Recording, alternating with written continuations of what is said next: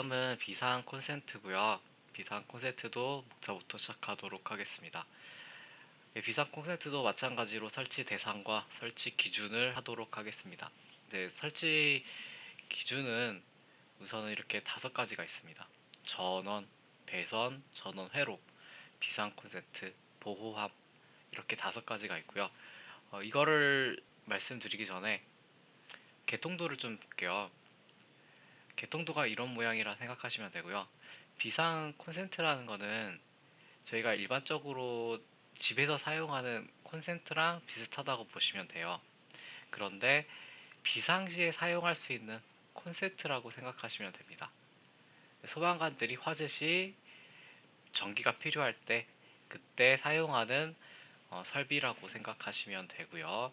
그래서 이제 안전한 장소, 안전한 위치에 설치가 되어 있다고 보시면 됩니다. 그러면 우선 전기가 투입되는 설비이기 때문에 우선은 전원이 들어갈 거고요. 전원은 비상전원, 상용전원이 들어가겠죠. 그래서 전원에 대한 내용 하나가 들어갈 거고요. 그리고 전원이 흐르는 길, 배선, 배선들의 기준이 여기에 또 나와 있을 거고요. 그리고 나서 배선에 흐르는 전압이 어떠한 전압이 흐르는지 또는 어떻게 회로를 구성하는지 그런 내용들이 전원 회로 그거에 대한 내용이 하나가 들어가 있을 거고요. 그리고 나서 이 끝에는 비상 콘센트가 달려 있겠죠. 그래서 비상 콘센트에 대한 내용을 아셔야 되고요. 그리고 이 비상 콘센트는 안전하게 함에 보관을 합니다. 그래서 함에 대한 내용 그렇게 5개에 대한 내용이 여기에 정리가 되어 있습니다. 이렇게 그래서 전원 배선, 전원 회로, 비상 콘센트 보호함까지의 내용을 보도록 하겠습니다. 먼저는 설치 대상. 설치 대상은 층수가 11층 이상인 특정 소방 대상물의 경우에는 11층 이상의 층, 11층이 중요하죠. 그리고 지하층의 층수가 3층 이상이고 지하층의 바닥 면적의 합계가 1000제곱미터 이상인 것은 지하층의 모든 층, 3층하고 1000제곱미터 이게 또 중요하고요. 지하가 중 터널로서 길이가 500m 이상인 것 이렇게 3가지의 내용이 있습니다. 이런 모습이라고 생각하시면 되겠죠. 우선은 바닥을 하나 그려놓고 지하는 층수가 3층 이상이고 합이 1000제곱미터 이상 그때 지하층 전체가 대상이고요. 그리고 지상 같은 경우에는 11층 이상인 특정 소방 대상물이 11층 이상의 경우에 설치를 해야 한다라고 되어 있습니다. 그리고 이제 터널은 500m일 때라고 써져 있죠. 그렇게 설치 대상입니다. 다음은 전원. 전원은 크게 상용 전원과 비상 전원으로 나눠져 있고요. 상용 전원은 기본적으로 설치되는 설비라고 생각하시면 돼요. 항상 사용하는 전원이라고 생각하시면 되고요. 그래서 이제 상용 전원과 비상 전원을 보시면은 얘는 설치 방법밖에 안 나왔고요. 비상 전원은 설치 대상이란 게 있습니다. 좀 더 위험한 대상에서는 이 상용 전원이 끊겼을 때 비상 전원으로 대체할 수 있는 대체 설비를 만들어 놓은 거죠. 그래서 상용 전원만 설치되는 경우가 있고 비상 전원까지 설치되는 경우가 있다는 거. 그것까지 알고 계시면 될 것 같고요.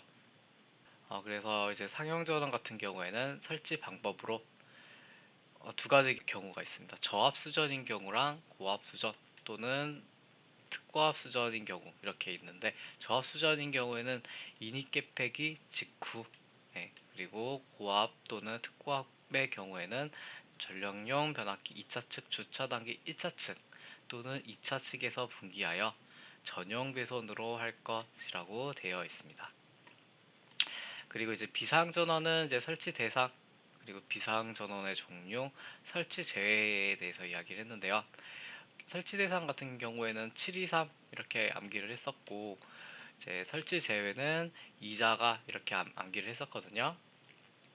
이제 가 같은 경우에는 이제 가압 수조를 의미를 하는데 여기에는 이제 해당이 안 되는 부분이죠. 예, 그래서 우선은 가 부분은 없고요. 723의 경우는 지하층을 제외한 층수가 7층 이상으로서 예, 연면적이 2000제곱미터 이상이거나 예, 7하고 2가 연달아 조건에 만족을 해야 되고요. 그리고 3, 지하층의 바닥 면적 합계가 3000제곱미터 이상인 특정 소방 대상물의 경우에는 예, 설치해야 합니다. 그리고 여기에서 설치할 수 있는 비상전원의 종류는 자가발전 설비, 그리고 비상전원 수전 설비, 그리고 전기 저장 장치 이렇게 세 가지가 있다는 것도 알고 계시면 될 것 같고요. 그리고 이런 기준에도 불구하고 설치 제외를 할 수 있는 경우가 있죠. 그때는 둘 이상의 변전소에서 전력을 동시에 공급받을 수 있거나 하나의 변전소로부터 전력의 공급이 중단된 때는 자동으로 다른 변전소로부터 전력을 공급받을 수 있도록 상용 전원을 설치한 경우에는 비상 전원을 설치하지 아니할 수 있다. 예, 상용 전원이 끊겨도 예, 다른 부차적인 대체 방법이 있다는 말이죠. 예, 그 방법이 있을 경우에는 비상 전원을 설치하지 아니하여도 된다라는 말입니다. 그리고 이제 자가발전 설비에 대해서 설치 기준, 자가발전 설비의 설치 기준에서 방자조 20점에서 이렇게 암기를 했었어요.